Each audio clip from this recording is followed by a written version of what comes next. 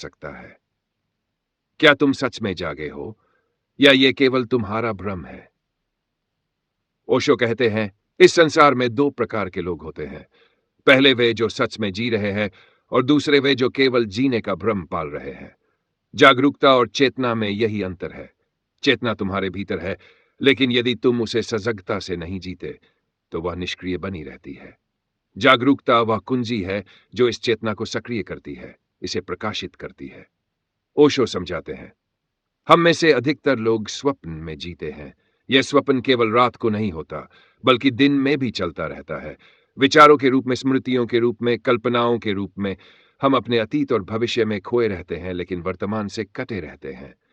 यही कारण है कि हमारा जीवन संघर्ष में और अशांत बना रहता है। ओशो के अनुसार चेतना और जागरूकता में अंतर ठीक वैसा ही है जैसे बीज और वृक्ष में। चेतना बीज की तरह है, संभावना से भरपूर लेकिन निष्क्रिय। जब तक इसे सही वातावरण नहीं मिलता, यह अंकुरित नहीं होता। वहीं जागरूकता उस बीज का अंकुरन है, उसका विकास है। ओशो कहते हैं, चेतना तो सबके पास है, लेकिन जागरूकता दुर्लभ है। चेतना जन्म के साथ मिलती है, लेकिन जागरूकता अर्जित करनी पड़ती है। हमारा मन निरंतर सोचता रहता है। यह हमारी सबसे बड़ी समस्या है। हम इसे अपनी शक्ति मानते हैं, लेकिन वास्तव में यही हमारा सबसे बड़ा भ्रम है। ओशो कहते हैं, मन कभी भी वर्तमान में नहीं रहता।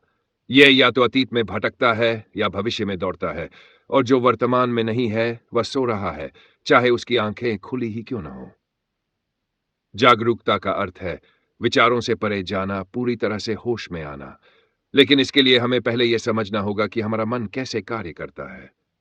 ओशो बताते हैं, जब तक हम केवल सजग मन में जीते हैं, हम सतही जीवन जी रहे होते हैं। गुप्त और अगुप्त स्तरों पर हम पूरी तरह सोए रहते हैं।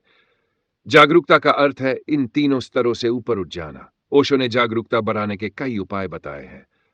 कुछ महत्वपूर्ण है। जो कुछ भी हो रहा है उसे बस देखो, बिना निर्णय किए, बिना प्रतिक्रिया दिए। जब कोई विचार आता है उसे पकड़ो मत, उसे दूर मत धकेलो, बस देखो, बस देखना ही ध्यान है।